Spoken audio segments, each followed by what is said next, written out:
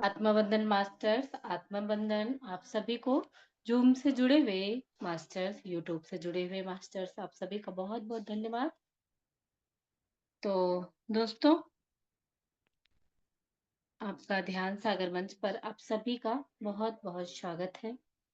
तो दोस्तों, हम चलते हैं ध्यान की तरफ बढ़ते हैं। हम ध्यान करेंगे। दोनों हथेलियां इस तरीके से, दोनों हथेलियों की उंगलियां फंसाते हुए ध्यान मुद्रा बनाएंगे। पालथी बनाकर, पालथी उससे पहले पालथी बनाकर दोनों हथेलियां अपनी गोदी में ही रखेंगे।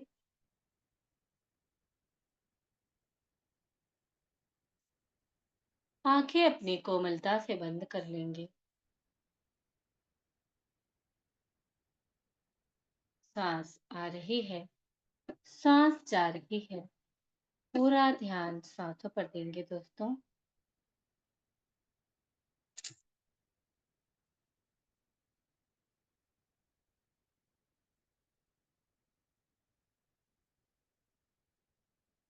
सांस आ रही है, सांस जा रही है।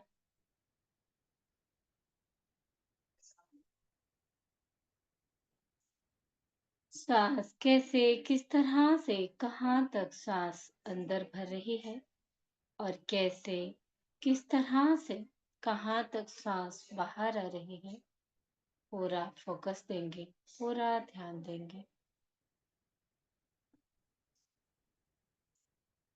ध्यान रखिए दोस्तों, हमारा ये श्वास ही हमारे पूरे जीवन का आधार है। श्वास ही हमारा गुरु है। हमारे इन सांसों में ही पूरा ब्रह्मांड, पूरी सृष्टि की जानकारी समाहित है।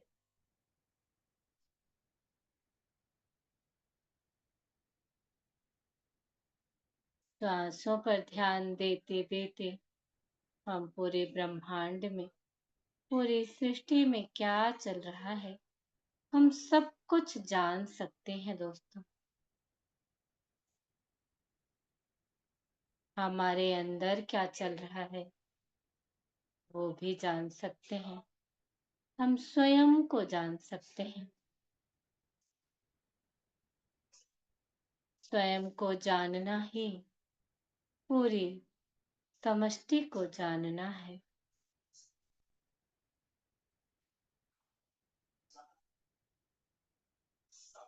क्योंकि यथा पिंडे तथा ब्रह्मांडे,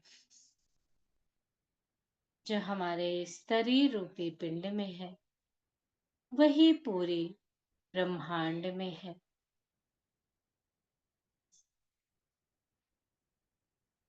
जो पूरी ब्रह्मांड में है वही हमारे पूरे शरीर में समाहित है।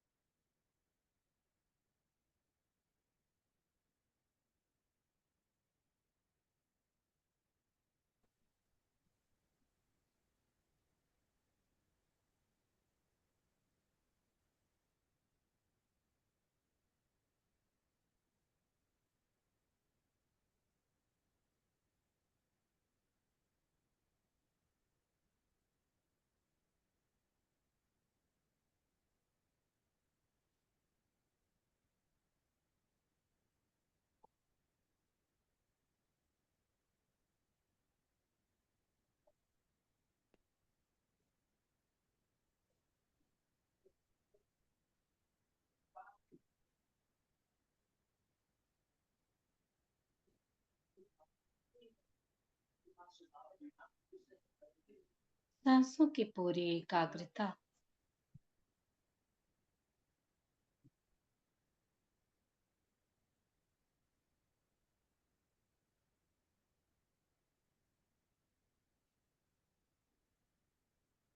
जी अन्या जी, आप कंटिन्यू कर सकती हैं।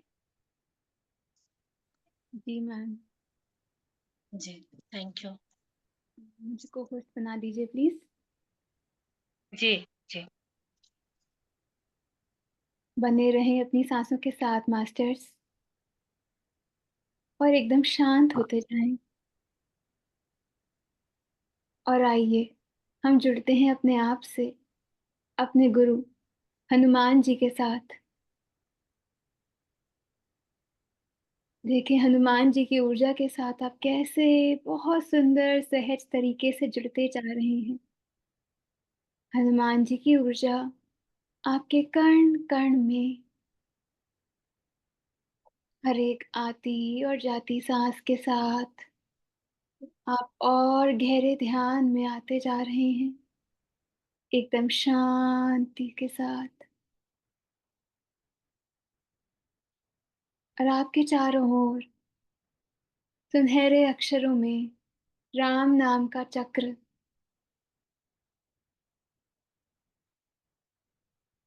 आपके दाएं बाएं, आगे पीछे ऊपर नीचे, जैसे राम नाम की माला है। राम के घेरे के अंदर आप सुंदर तेजोमय ऊर्जा से भरते हुए एकदम शांति के साथ रहने दें इस ऊर्जा को अपने कण कण में। इस शांति को महसूस करें।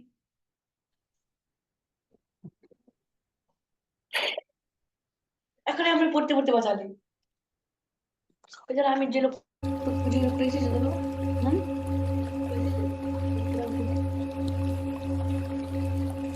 না এসপি মিশ্রা আছে নাকি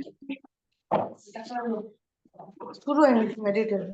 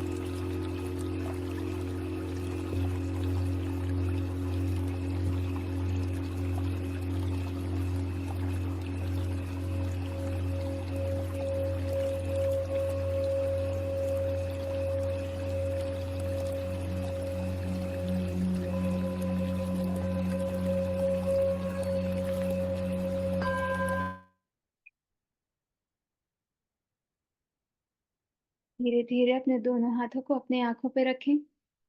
5, 4, 3, 2, 1, 0। एक प्यारी सी मुस्कान के साथ अपनी आंखें खोल लें। Thank you so much masters. Thank you. तो हमने मास्टर्स सुंदर ध्यान किया है और अब बारी है सुंदर ज्ञान की। तो जहां से हमने कल रोका था वहीं से शुरुआत करते हैं। तो जब हनुमान जी बोलते हैं कि अनीता दो मात्र एक किरदार है जो पहले लिखा जा चुका है और इससे कोई अंतर नहीं है कि वो क्या सोचती है, उसको क्या याद है ना, क्योंकि उर्मी कहती हैं कि वो तो आपको धन्यवाद ही नहीं करेंगी। तो ये बात होती है। तो अब हमें पता है कि उर्वा के बेस्ट फ्रेंड कौन है, धनुष्क। तो जो धनुष्क होते हैं वो एक कंक्लूजन पे आते हैं और बोलते हैं कि देव, अनीता जिस चमकते खिलौने के साथ खेल रही थी, मुझे लगता है कि वो खिलौना उसे उसकी जिस इस बहुत ही रफ रियलिटी जो है ना, ये जो उसकी बहुत ही क्रूर वास्तविकता है, उसको भूलने में उसकी हेल्प करता है। खिलौना यानी वो पिंगल यंत्र की बात कर रहे हैं। तो वो कहते हैं कि उसको भुलाने में सहायता करता है, ऐसा मुझे लगता है। मैंने देवताओं के वो किस्से सुने हैं जिनमें वे आत्मा की स्वप्न यात्रा में कुछ परिवर्तन करके आत्मा की मानव लोक की समस्याओं का समाधान करते हैं। अगर आपको याद होगा कि बहुत बार ऐसा होता है, मास्टर्स हम सुनते हैं ना कि सपने के थ्रू हमारी हेल्प होती है। अब जैसे अब उर्वा को ही देख लीजिए, उर्वा को सपने आते थे बचपन से, बहुत भयानक, उसको तैयार करने के लिए। साईं सच्चरित्र के अंदर एक किस्सा है जहां पर साईं बाबा अपने एक भक्त को सपना ऐसा देते हैं कि इतना भयानक सपना कि वो डर जाता है, बहुत परेशान हो जाता है। फिर वो उठता है, तो फिर साईं बोलते हैं कि तुम्हारे जो कर्म थे, तुम्हारे बहुत बुरे कर्म थे, तो उस सपने के थ्रू मैंने तुम्हारे उन बुरे कर्मों को काट दिया, सपने में ही उसको वो सब एक्सपीरियंस करा दिया। तो यहाँ पर वो वही बात कर रहे हैं धनुष्क, कि देवताओं के मैंने किससे सुने हैं कि सपनों में ही उनकी प्रॉब्लम्स को सॉल्व कर देते हैं। तो जो उर्वा है ना, उसे बहुत गुस्सा आ रहा होता है, वो दांत पीसते हुए बोलता है वो कोई खिलौना नहीं है, बहुत गुस्से में बोलता है। तो अब बाबा जो होते हैं, जो मातंग के हेड हैं बाबा, वो देखते हैं कि भाई उर्वा को तो बहुत गुस्सा आ रहा है, क्या हो रहा है, क्योंकि कभी भी उर्वा ने ऐसी बात नहीं की। धनुष भी बहुत हैरान होता है कि मेरा बेस्ट फ्रेंड है, मैं बचपन से जानता हूँ, पर इसने कभी ऐसे बात नहीं की। तो बाबा खड़े हुए और हनुमान जी से प्रार्थना करने लगे कि देव, क्या आप उर्वा की कोई परीक्षा ले रहे हैं? अगर हाँ तो वो तो बुरी तरह फेल हो रहा है। तो जब वो बोलते हैं तो हनुमान जी उनको देखते हैं बहुत प्यार से, और जैसे होता है ना, आंखों ही आंखों में लोग समझ जाते हैं, बातें कर लेते हैं, तो वो भी बड़े हैं, ज्ञानी हैं, हनुमान जी तो हनुमान जी हैं, बाबा भी।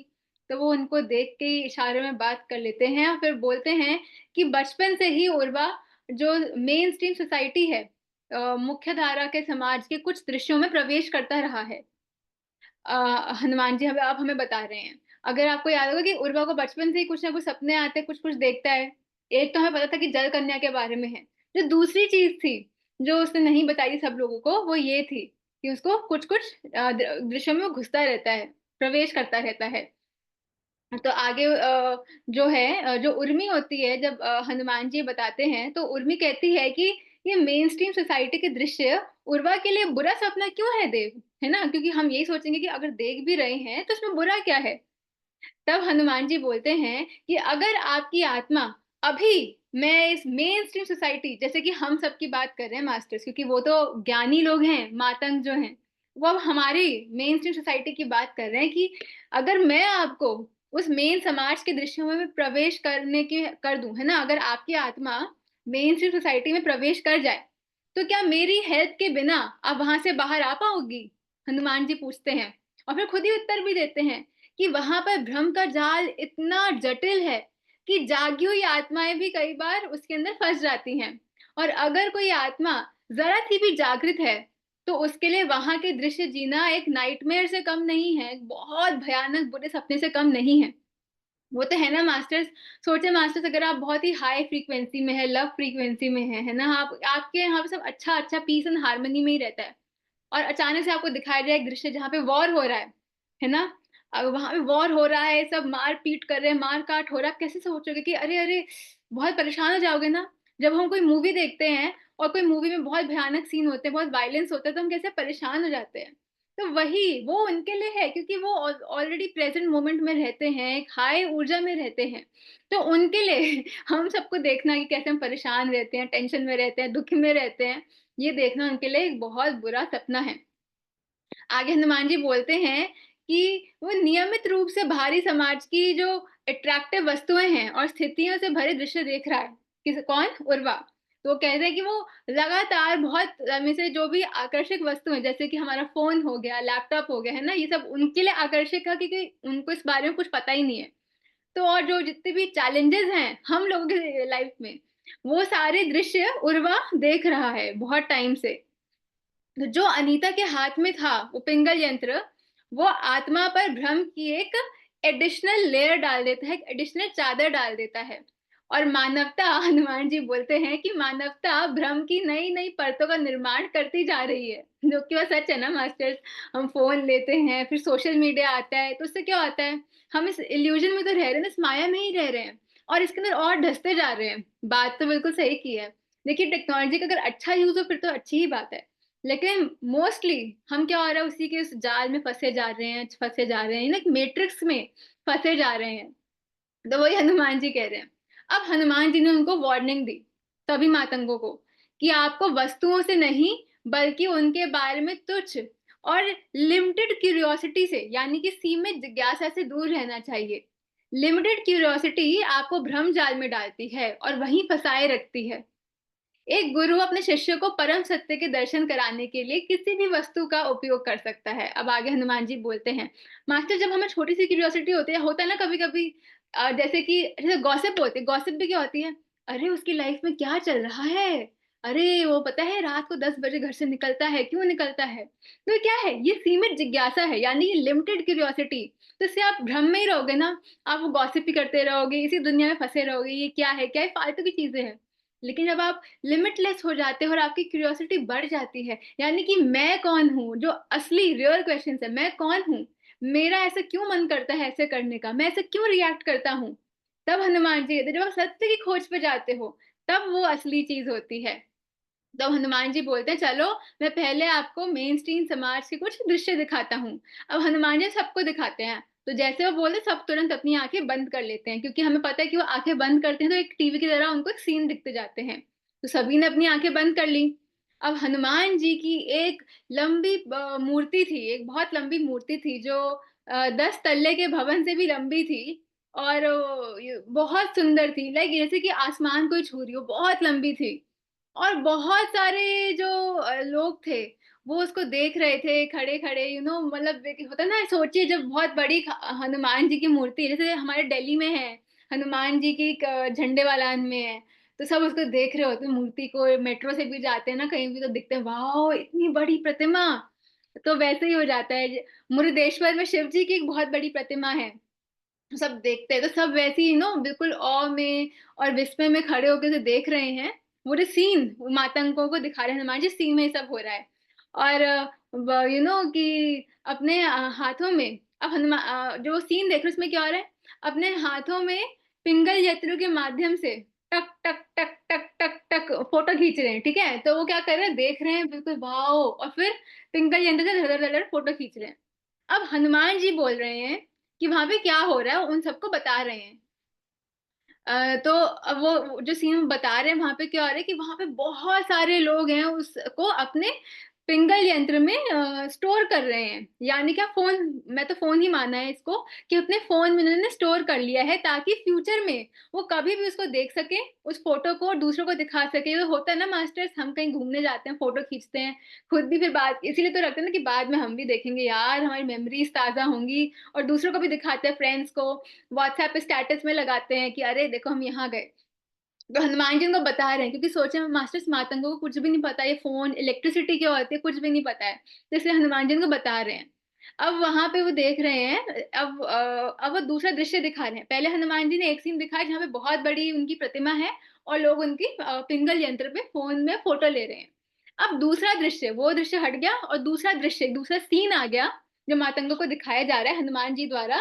उस सीन में लगभग 30 साल का एक लड़का है जो घर में आराम कर रहा है और वो टक टक टक टक वो अपने पिंगल यंत्र पे ऐसे ऐसे ऐसे ऐसे स्वाइप कर रहा है, वैसे फोन पे हम स्वाइप कर रहे हैं, लेफ्ट राइट ऐसे ऐसे करके स्वाइप कर रहा है और ऐसा लग रहा है कि कुछ ढूंढ रहा है, जैसे कि ढूंढ रहा है ना कुछ, अरे कहाँ है कहाँ है कहाँ है, तो ऐसे करके ढूंढ रहा है, स्वाइप पे स्वाइप कर रहा है।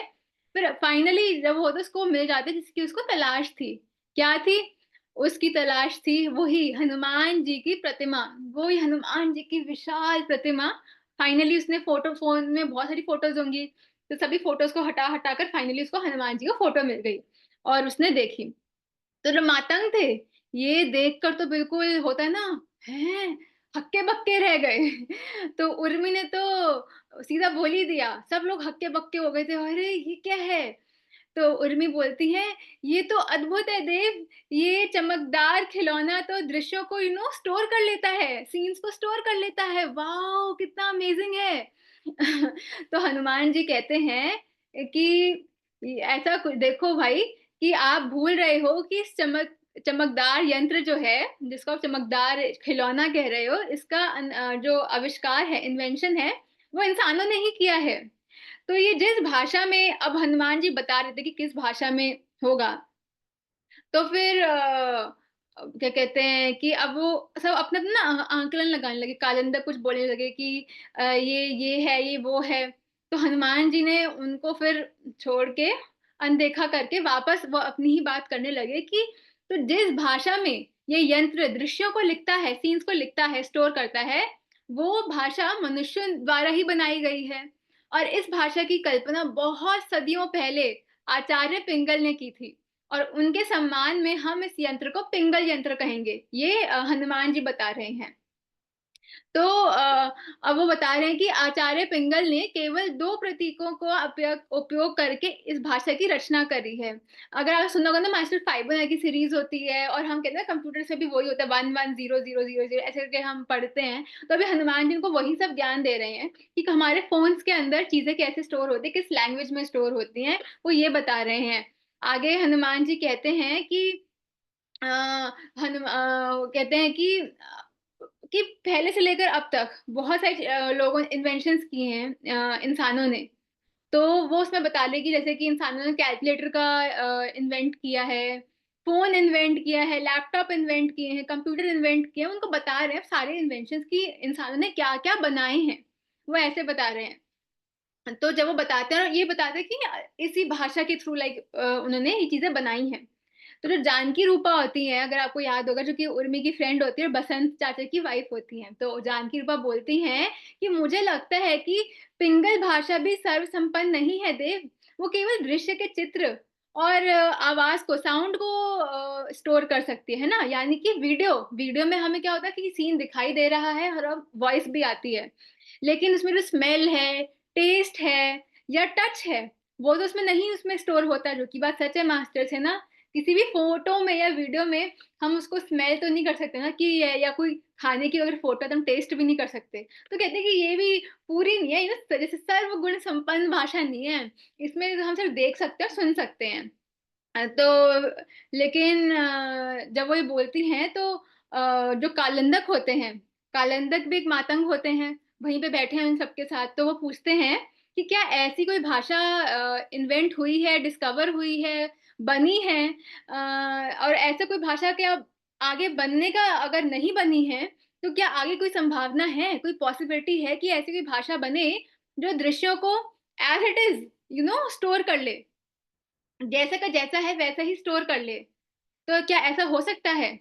तो हनुमान जी बोलते हैं कि हाँ, वो परम भाषा ऑलरेडी एग्ज़िस्ट करती है और ब्रह्मांड के, इस यूनिवर्स के सभी दृश्य उसी भाषा में स्टोर किए गए हैं। हनुमान जी बताते हैं, वो कहते हैं परम भाषा सभी दृश्यों को, सभी सीन्स को स्टोर करने के लिए केवल 2 चरों का उपयोग करती है। और वो 2 चर क्या हैं? कर्म और इच्छाएँ, वे 2 चर हैं, जो कि हमने स्टार्टिंग में पढ़ा था कि प्रकाश पोटलियाँ हैं, उसमें कर्म और डिज़ायर्स की होती हैं packets, green packet, red packets. तो वो यही बात हो रही है कि कर्म और इच्छाएँ। तो उससे हम बात करते हैं। और अब हनुमान जी कहते हैं, "तो दोबारा सुन लीजिए कि किसी साधारण पुस्तक में लिखे गए शब्द या जो पिंगल यंत्र में जो भी स्टोर्ड चीज़ें हैं, आपको दृश्य की अ, एक एक पर्टिकुलर सीन दिखा देती है, एक दृश्य, एक पर्टिकुलर चीज़ दिखा देती है ना? कि एक आपको एक उसकी कॉपी दे देती है ना? कि कॉपी है कि यहाँ पे आपने देखा, जैसे मैंने एक फ़ोटो खींची, तो एक फ़ोटो में आपको वही दिखेगा ना, मैं हूँ या हनुमान जी की मूर्ति है। जबकि परम भाषा में स्टोर्ड जो चीज़ें हैं, वो आपको मूल दृश्य में पहुँचा देती है। अगर कोई दृश्य, अब हनुमान जी में बताते हैं कि अगर दृश्य कोई कमरा है, तो परम भाषा में स्टोर्ड उस दृश्य की जो चीज़ें हैं, इंग्रीडिएंट्स हैं, उस कमरे की चाबी है और उस कुंजी का नाम है लिंक कुंजी।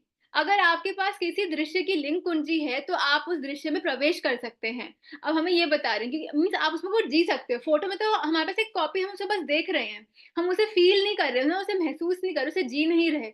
लेकिन लिंग कुंजी, हनुमान जी कहते हैं कि जो परम भाषा है, उसमें उसमें सब कुछ है। तो जब आप जाते हो, तो उसको आप एक्सपीरियंस कर सकते हो, फ़ील कर सकते हो, ये हनुमान जी बता रहे हैं। आगे हनुमान जी बोलते हैं कि जो आपका ये भौतिक शरीर है, ये भी एक कुंजी है और इसी तरह लिंग कुंजी एक ऐसी कुंजी है, जो आपको दृश्यों में प्रवेश कराती है, एंटर करवाती है, आपकी एंट्री हो जाती है किसी भी दृश्य में। अगर इस कुंजी से, ठीक है? तो आगे हनुमान जी बोलते हैं कि अगर आपके पास किसी दृश्य की लिंक कुंजी है, तो आप उसमें एंटर कर सकते हैं। फिर चाहे वो पास्ट में हुआ हो या फ्यूचर में होने वाला हो। क्योंकि अब या फिर अर्थ पे हुआ हो या अर्थ के बाहर किसी और प्लैनेट पे, कॉन्स्टेलेशन में, डिमेंशन में हुआ हो, किसी और यूनिवर्स में हुआ हो। हमारे तो मल्टीपल यूनिवर्स है ना, हम कहते हैं मल्टीवर्स। तो किसी और ब्रह्मांड में भी हुआ हो, तो आप वो सब दृश्य में एंटर कर सकते हो। आप यानी कि आपकी आत्मा, हनुमान जी अब क्लियर कर रहे हैं, क्योंकि हम क्या शरीर को ही मानते हैं। आप यानी आपकी आत्मा, आपकी जागृत आत्मा, मास्टर्स जागृति की बहुत आवश्यकता है, आपको जागृत होना होगा, है ना? एक सुप्त आत्मा नहीं कर सकती ये। तो हनुमान जी बोलते हैं कि सबसे पहले आपको जो ये प्रेज़ेंट सीन है, इससे आपको मुक्त होना होगा। उसके बाद आप ब्रह्मांड के किसी भी दृश्य की लिंक कुंजी को धारण करके उस दृश्य में प्रवेश कर सकते हैं, एंटर कर सकते हैं। तो यहाँ से आपको डिटैच होना होगा। जब यहाँ से आप डिटैच होगे, उस शून्यता में आओगे, तभी आप आगे जा सकते हो। हनुमान जी आगे एक्सप्लेन करते हैं कि काल आकाश पे कि जो हमने सुना ना, काल आकाश का जो ये रंगमंच है, इसमें जो भी घटित हो रहा है, उसका हर एक दृश्य की लिंग कुंजी शून्य की उस टनल में है, जहां से वो दृश्य आत्मा के लिए उपलब्ध होता है। अगर हमने शून्य टनल से हमने शुरू में बात करी थी, और उसी शून्य टनल्स में पहुंचकर आत्मा लिंग कुंजी को धारण करती है और उस दृश्य को देखती तो है ही, उसको जीती भी है ना? उस लाइफ को ही जी लेती है। तो अगर आपको याद होगा मास्टर, जब स्टार्टिंग में हनुमान जी उर्मी को जब ज्ञान दे रहे होते हैं, तो उनको बताते हैं कि अगर तुम वैभव हो, और उनको वैभव का पूरा सीन दिखाते हैं कि वो रथ पे जा रहा होता है, उसके उसको घर शाम से पहले पहुंचना होता है, उसका रथ का पहिया टूट जाता है, आम के पेड़ के नीचे होता है। अगर आपको याद होगा तो क्या था, वो अलग अलग सुरंगें थी, वो उसको एक सीन में डालते हैं, उसको सारी चीजें आती है, फिर कहते हैं कि तुम ऐसे जी सकते हो, अगर आपको याद होगा। वो सारी शून्य टनल्स थी। तो अब आगे हनुमान जी कहते हैं कि आत्मा हमेशा शून्य की सुरंगों में रहकर देह यानी शरीर और मन से जुड़ जाती है। ठीक वैसे ही जैसे कि जो ऑडियंस होती है, या फिर हम कहें कि जो मैच देखते हैं, जो दर्शक होते हैं मैच देखते हैं, वो बिना ग्राउंड में उतरे, मैदान में उतरे बिना ही अपने खिलाड़ी के साथ जुड़ जाते हैं। होता है ना, जब अभी मैच था इंडिया पाकिस्तान का, तो हम कहते हो ना, कोहली कोहली विराट कोहली को करना है अच्छे से, है ना? कि अब हम तो मैच नहीं खेल रहे ना, लेकिन उसके साथ हम जुड़ गए हैं, तो हम भी वो इमोशंस फील कर रहे हैं ना। अरे कैच ड्रॉप हो गया, अरे यार सेंचुरी बननी चाहिए, ओह सेंचुरी बन गई, तो हम एक अटैच हो जाते हैं ना। हम ग्राउंड में नहीं है, हम फील्ड में नहीं खेल रहे हैं, पर हम हमारे वो हो जाता है। तो वही हनुमान जी बता रहे हैं कि उसको स्वयं खुद ही उस मैदान में उतरने की जरूरत नहीं है, उसके थ्रू ही हम वो कर लेते हैं। फिर आगे वो बोलते हैं कि सबसे पहले तो मैं क्लियर कर दूं कि मन काल आकाश के अंदर है, जबकि परम भाषा में जो भी स्टोर्ड लिंक कुंजियां हैं वो बाहर हैं। ठीक है ना? तो काल आकाश, मन काल आकाश के अंदर है, यानी कि जो माया है इसके अंदर है। लेकिन जो परम भाषा है और परम भाषा की जो लिंक कुंजियां हैं, वो बाहर हैं। और दूसरा हनुमान जी कहते हैं कि केवल आत्मा परम भाषा जानती है। केवल एक आत्मा परम भाषा की लिंक कुंजियों को यूज कर सकती है। मन काल आकाश से बने बंद कमरे के अंदर है, तो चाबियों का उपयोग कैसे करेगा, है ना? तो अभी बता रहे मास्टर, सोचो आपको कहीं जाना है ना? अगर आप अपने घर के अंदर एक कमरे के अंदर बैठे हो और आप सोच रहे हो कि मेरे को मार्केट जाना है, ऐसे बैठे बैठे क्या आप पहुंच सकते हो? नहीं ना। आप कहो कि मेरे को दूसरे स्टेट में जाना है, दूसरे शहर में जाना है, आप महाराष्ट्र में, आप सोचो मेरे को मुंबई जाना है, मुझे पुणे जाना है, क्या आप घर के अंदर बैठे बैठे जा सकते हो? नहीं। आप जब बाहर आओगे, घर से बाहर निकलोगे, इस कमरे से बाहर निकलोगे, तब आपके पास पॉसिबिलिटीज है ना? तब आप जा सकते हो मुंबई, पुणे, लोनावला या कोई भी कोई अपने घर के पास की मार्केट में, है ना? तो वो यही कह रहे हैं कि मन तो अंदर फँसा हुआ है, अंदर है। फँसा हुआ भी क्या अंदर है, और कुंजियाँ कुंजियाँ तो बाहर है, तो उसका उपयोग कैसे करेगा? तो मन तो अंदर है, पर हमारी आत्मा, आत्मा इसमें स्टक नहीं है, आत्मा निकल सकती है। तो आत्मा उन लिंक कुंजियों का प्रयोग कर सकती है, मन नहीं कर सकता। तो जो जानकी रूपा है वो पूछती हैं कि क्या ये भाषा इतनी जटिल है, इतनी कॉम्प्लिकेटेड है कि जो हम ह्यूमन मन है, जो एक इंसान का मन इसे समझ नहीं पाता क्या?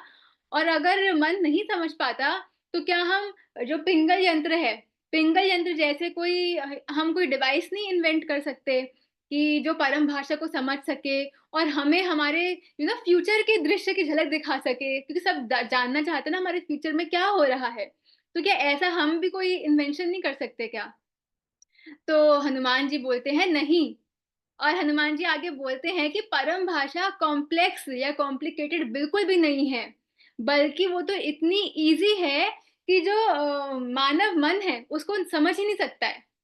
तो जानकी रूपा पूछती है कि देव, परम भाषा इतनी सरल कैसे है और कैसे हो सकती है, जबकि जो हमारा यूनिवर्स है वो इतना कॉम्प्लिकेटेड है, इतना कॉम्प्लेक्स है। तो हनुमान जी कहते हैं ऐसा तो बिल्कुल भी नहीं है।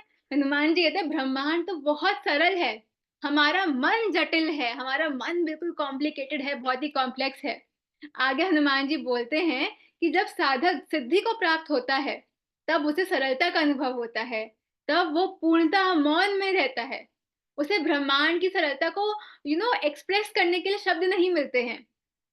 तो हनुमान जी बोलते हैं कि एक बुद्ध पुरुष जब अंधे हाथी के रूप के बारे में झगड़ा करते देखता है, तो केवल मुस्कुरा ही सकता है। आपने दंत कथा तो सुनी होगी। तो जो धनुष होते हैं, उनको बचपन से कहानियाँ सुनने का बड़ा शौक था, तो वो धनुष कहते हैं हाँ, हाँ, और वो आगे सुनाते हैं कि मैंने सुना है। वो कहते हैं कि जो कुछ नेत्रहीन व्यक्ति होते हैं, वो हाथी के अलग-अलग अंगों को छूकर अलग-अलग कंक्लूजन्स पर पहुँचते हैं। जो हाथी की सूंड को छूता है, वो उसको एक मोटा साँप बोलता है। जो पूँछ को छूता है, वो उसको रस्सी कहता है, और जो पैर को छूता है, उसको लगता है कि उसने पेड़ के तने को छू रखा है। सब अलग-अलग कंक्लूजन्स पर पहुँचते हैं। तो हनुमान जी भी बोलते हैं कि ठीक उसी तरह पूरा ब्रह्मांड जो है, पूरा यूनिवर्स जो है बहुत सरल है, लेकिन मन उस पूर्ण का एक अंश है, और अंश पूर्ण को नहीं देख सकता, है ना? जो खुद ही एक छोटा-सा अंश है, उस पूरे को देख सकता है? नहीं देख सकता। अंश को अंश ही दिखाई देता है, जो कि बहुत ही कॉम्प्लेक्स होता है। तो सौभाग्य से मन का विस्तार हो सकता है। अब हनुमान जी हमें एक आशा दे रहे हैं, आशा की किरण कि सौभाग्य से मन का विस्तार हो सकता है। आगे हनुमान जी बोलते हैं कि आपने अदृश्य जंगल की कहानी तो सुनी होगी। फिर धनुष बड़ा खुश होके बोलता है, हाँ देव, हाँ मैंने सुनी है। और वो बताते हैं कि एक बार दो इंसान थे, दो लोग, दो व्यक्ति, वो एक भयानक जंगल में घुस गए। उस जंगल में एंटर करने वाले वो पहले इंसान थे। तो एक पेड़ ने उनकी बातचीत सुन ली जब वो बात कर रहे थे। उसने सुना कि वो जंगल नाम के किसी चीज़ के बारे में बात कर रहे थे। पेड़ ने सोचा कि जंगल कोई भयानक जानवर का नाम है, और पेड़ को बड़ी क्यूरियोसिटी हुई और उसने पक्षियों से पूछा, बर्ड से, चिड़िया से पूछा। तो पक्षियों ने भी जंगल नाम की किसी चीज़ के बारे में सुना नहीं था। उन्होंने गाय से पूछा, तो गाय ने साँपों से पूछा, और बहुत ही जल्द जंगल के सभी जानवर जंगल नाम के अदृश्य जानवर की पहचान को लेकर उलझन में पड़ गए। सब सोचने लगे, भाई ये है कौन जंगल? तो हनुमान जी कहते हैं, मनुष्य का मन जानवरों के कंपैरिज़न में विस्तार है ना? विस्तृत है कि ऑब्वियसली जानवरों के उसमें तो हम थोड़ी-सी समझ हमारी ज़्यादा है। इसलिए आपको समझने में कोई प्रॉब्लम नहीं होती कि जंगल नाम का कोई जानवर नहीं है, बल्कि जंगल में जानवर रहते हैं। जंगल पूर्ण है और जानवर उसका एक भाग है ना? जानवर तो जंगल का पार्ट है ना, और जंगल कंप्लीट है। अब हनुमान जी बोलते हैं कि अगर आप ब्रह्मांड को पूर्ण और सरल रूप में देखना चाहते हो, तो आपको अपने मन को और भी विस्तृत करना होगा। अपने हार्ट को, अपने मन को और एक्सपैंड करना होगा। बचपन से जो कुछ भी आप सीखते आ रहे हैं, उससे आपके मन क्या ना लिमिटेड हो गया है। और बहुत ही छोटा हो गया है मन, है ना? हम यही सिखाया जाता है ना, ये ऐसा ही होता है, हम ये नहीं कर सकते। अगर आपको याद होगा, मास्टर याद क्या मतलब होता है ना, पहले के ज़माने में लोग कहते थे कि चाँद पे नहीं जा सकते, कैसे जाएँगे, है ना? फिर आप देखो ना, आप सब चाँद पे जा रहे हैं, मार्स पे जा रहे हैं। तो वही बात है कि बचपन से हमें चीज़ें ना सिखाई जाती है कि ये हो ही नहीं सकता है। तो हमारी ये सोच है ना बहुत सीमित हो गई है, बहुत लिमिटेड हो गई है। तो वही हनुमान जी, सब कुछ आपको भूलना पड़ेगा। हनुमान जी बोलते हैं जब आप अपने मन की सीमाओं को पूरी तरह से आप विस्तार कर लेंगे, पूरा एक्सपैंड कर लेंगे, तो आप सीमाएँ लाँघ कर मन के उस पार पहुँच जाएँगे। तो आपको ज्ञात होगा, तब आपको पता चलेगा कि आप मन नहीं हैं, बल्कि कुछ और हैं। आप एक इंडिपेंडेंट आत्मा हैं, स्वतंत्र आत्मा हैं। तब आपको ब्रह्मांड पूरे रूप से, पूर्ण रूप से अनुभव होगा। तब आपको पूर्ण की सरलता के बारे में पता चलेगा कि जो ब्रह्मांड है वो कॉम्प्लेक्स है ही नहीं, बहुत ईज़ी है। लेकिन क्योंकि अब हमारी सोच ही इतनी सी है ना? हमें ज्ञान नहीं है, तो इसलिए हमें लगता है कि यार ये तो बड़ा कॉम्प्लेक्स है, तो बड़ा कॉम्प्लिकेटेड है। जैसे कि मैथ्स शुरू में लगता है ना, यार मैथ्स बहुत मुश्किल है यार, लेकिन जब हम करने लगते तो लगता है यार इतना ईज़ी है, बस फ़ॉर्मूला लगाना है, कैलकुलेशन करना है, हो गया। तो वही बात है। आगे हनुमान जी बोलते हैं, जब आपका मन सभी सीमाओं को पार कर लेता है, तब वो मन नहीं रहता है। जो रहता है वो है शुद्ध चेतना। बचपन से जो आपको भारी भरकम ज्ञान आप इकट्ठा करते आए हो, वो एक पोटली में सिमट कर रह जाता है, हनुमान जी कह रहे हैं। और उस अवस्था में आप वापस कुछ सीखने का अगर कोशिश करोगे, चाहे वो परम भाषा ही क्यों ना हो, तो आप पर जो ज्ञान की पोटलियाँ हैं, आप उनको खोल के खड़े हो जाएँगे और आप उस अवस्था को खोकर वापस नीचे आ गिरेंगे। शुद्ध चेतना की अवस्था में भ्रम बहुत ही क्षीण हो जाता है कि आप स्पष्ट रूप से खुद को आत्मा जानते हैं, मन नहीं। मतलब कि आप इतना उस गहराई में आ जाते हो कि सब कुछ अलग, जो आपने स्पिरिचुअलिटी में सीखा है ना, वो भी एक अलग पोटली में रहता है। जो कुछ आपने समाज से सीखा है, वो सब भी अलग हो जाता है। आप एक अलग ही स्तर पर चले जाते हो। फिर आपका ना मन करता कुछ सीखने का, ना कुछ सीखने का, तो क्या आपका है कि ना कुछ, अब आपका है ही नहीं। अब आप उस अनुभव को जो आपने एक्सपीरियंस किया उसको सीखने, समझने या समझाने की आप कोई वो ही नहीं पड़ती है कि है। आप उस अलग ही स्टेट में पहुँच जाते हो।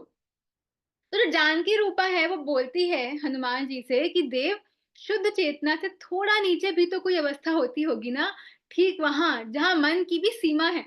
कोई ऐसा स्तर होता होगा जहाँ मन इतना विस्तृत है, इतना एक्सपैंडेड है कि भरम परम भाषा को वो समझ सके।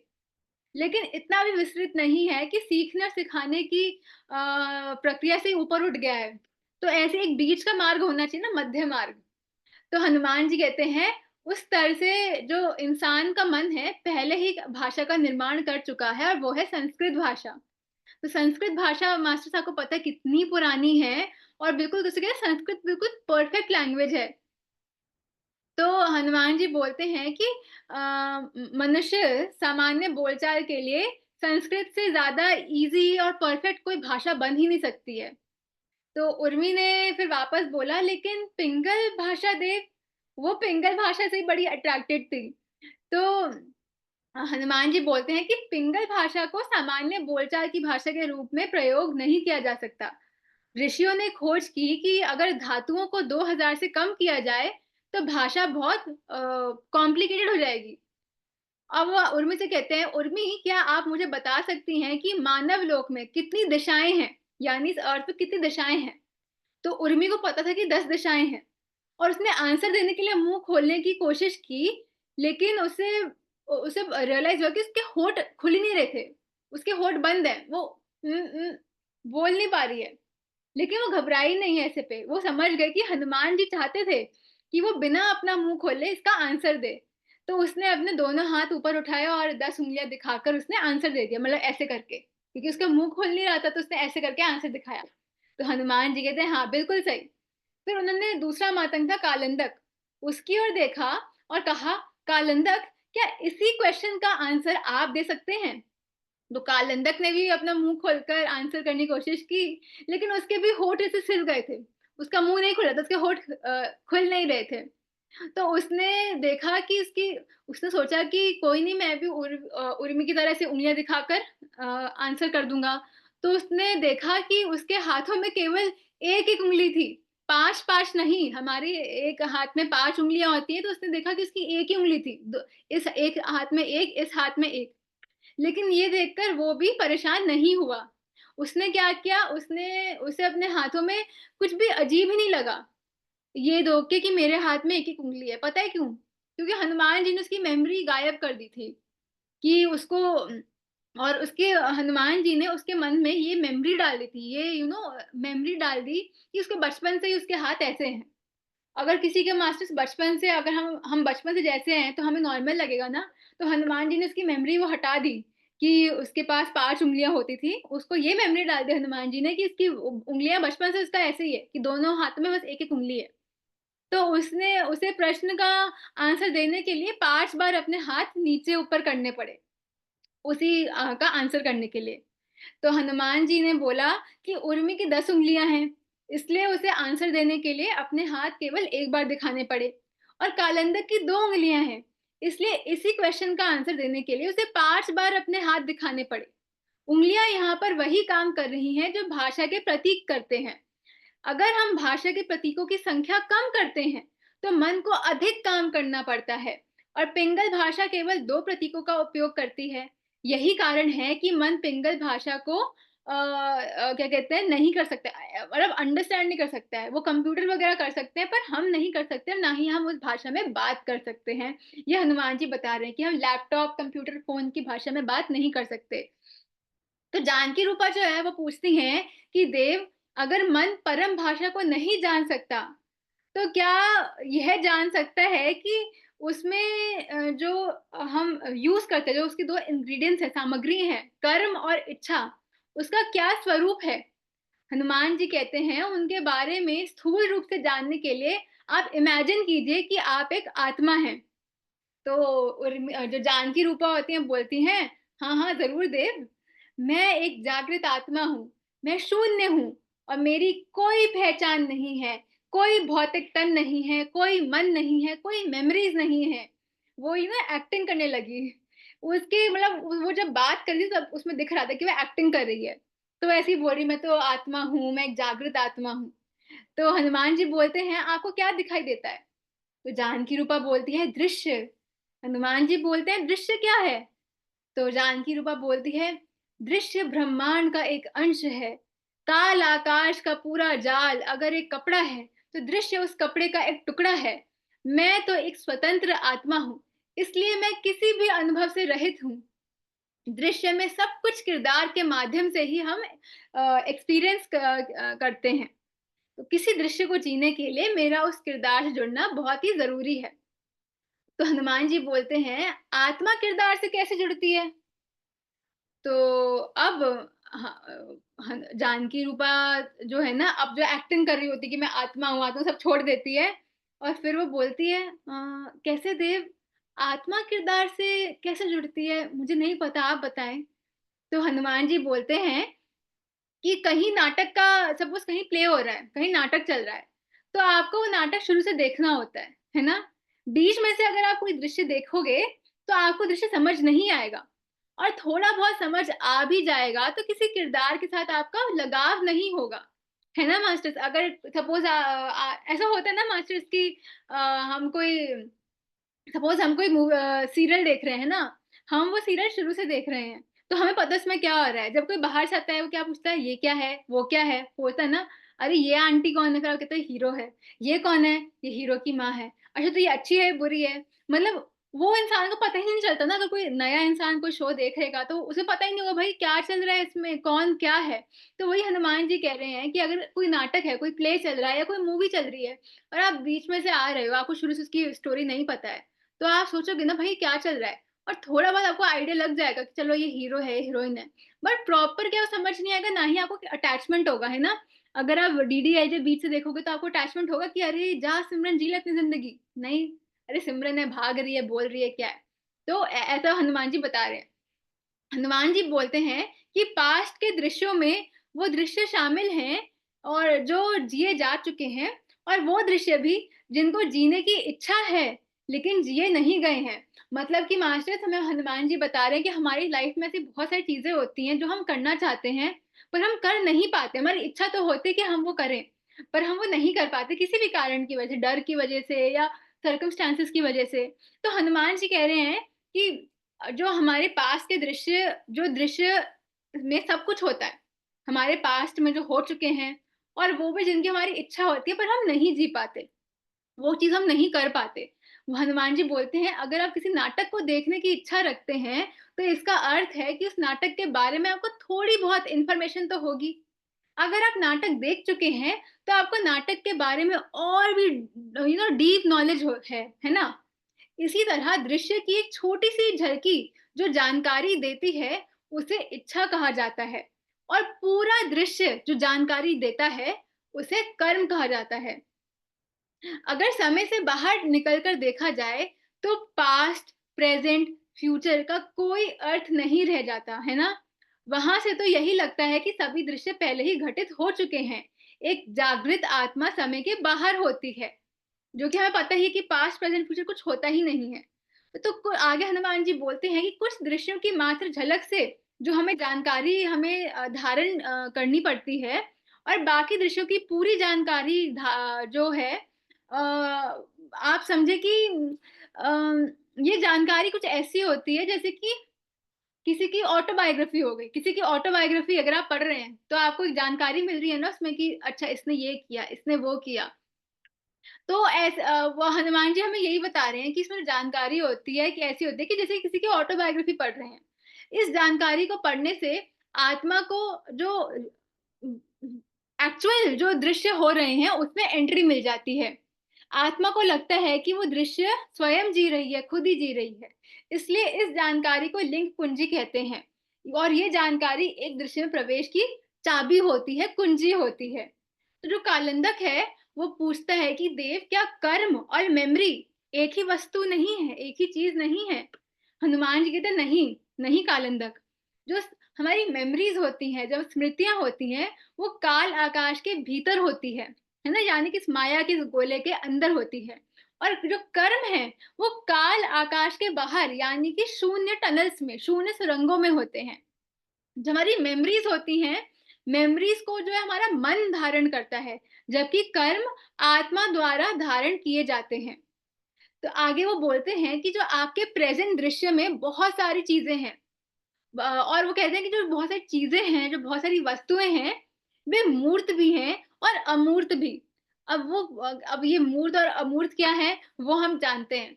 तो बताते हैं, जैसे केले हैं, जैसे फल फ्रूट्स हो गए, पेड़, पहाड़, जानवर, ये सभी मूर्त वस्तुएं हैं, है ना? दूसरी ओर जो स्मृतियां हैं, हमारी मेमोरीज हैं, हमारे थॉट्स हैं, हमारे विचार हैं, ये सब अमूर्त वस्तुएं हैं।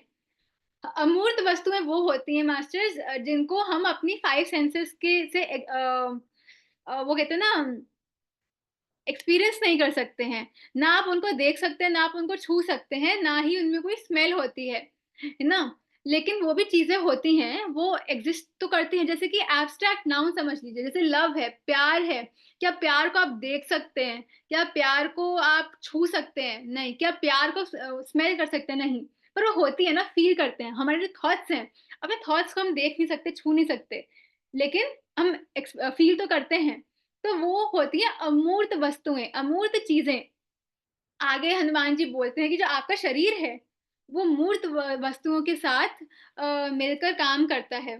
जबकि जो आपका मन होता है, वो अमूर्त वस्तुओं के साथ काम करता है। यानी कि जो आपका शरीर है, वो तो जो लिविंग चीज़ें, जो चीज़ें उसको दिख रही हैं ना, पेड़, पौधे, टीवी, इनके साथ काम कर रहा है।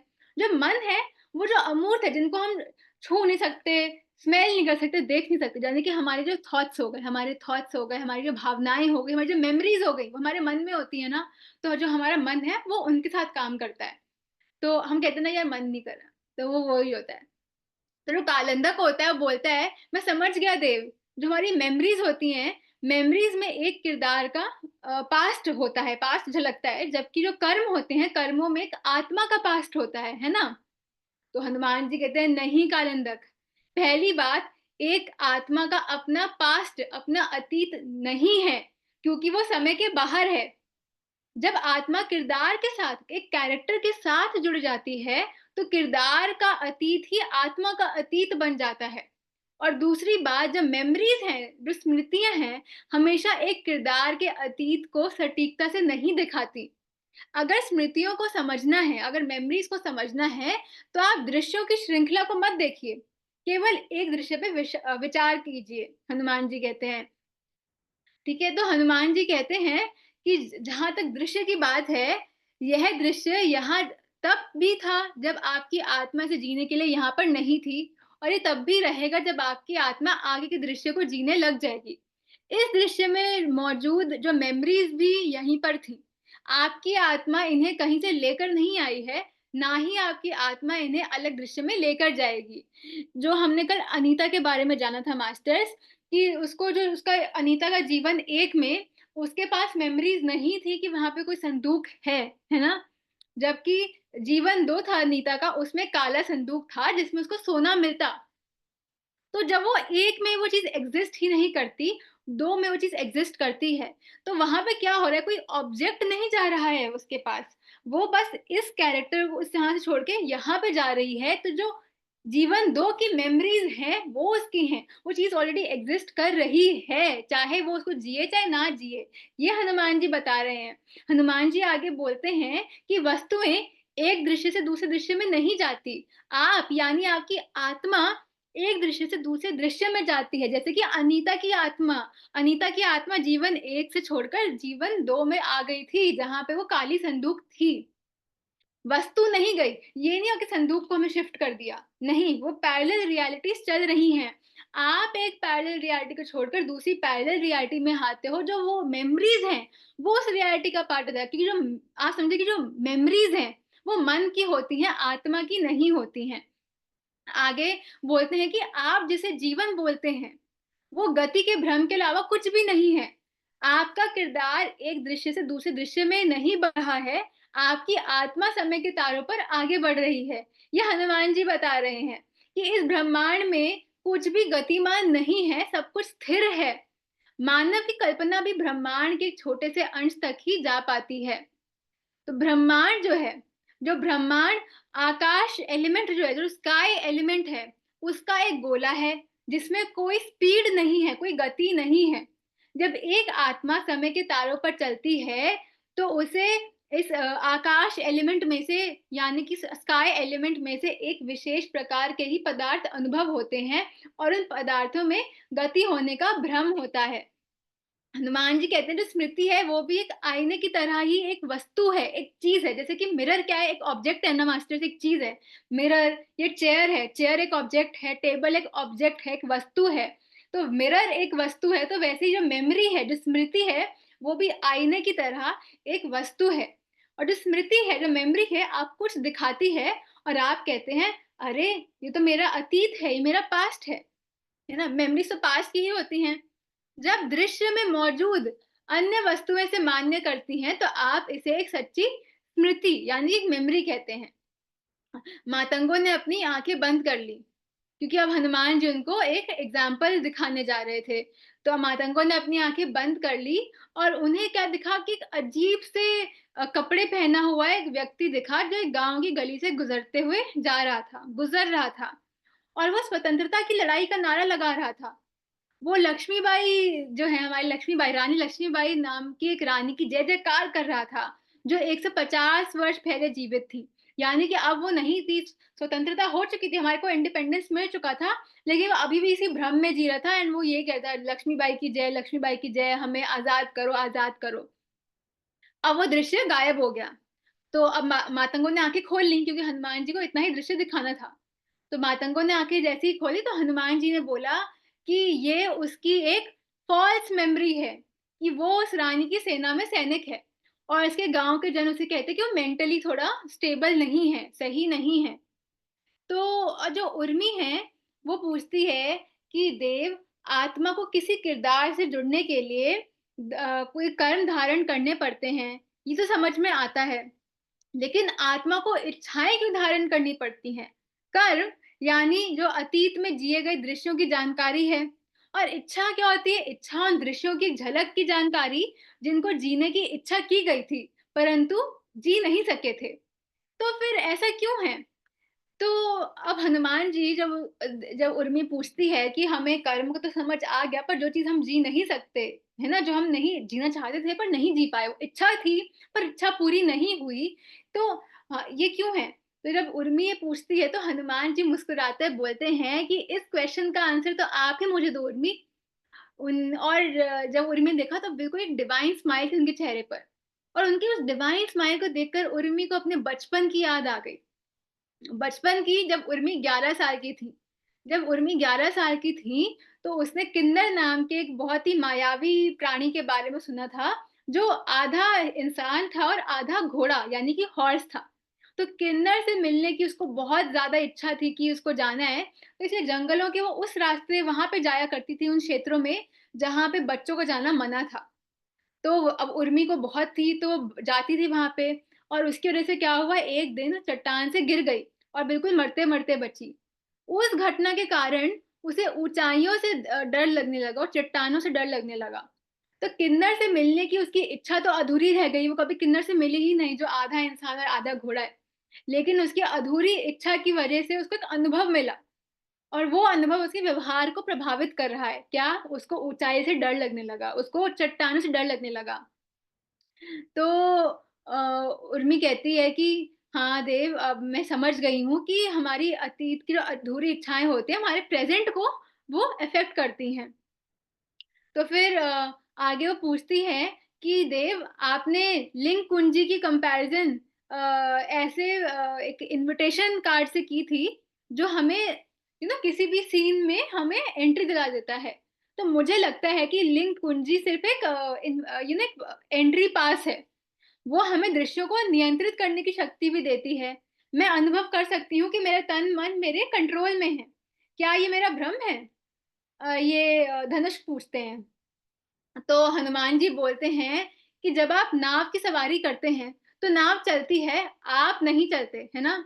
तो आप गति केवल इसलिए अनुभव करते हैं क्योंकि आप चलती नाव में बैठे हुए हैं। ठीक उसी तरह आत्मा केवल तन-मन की सवारी करती है।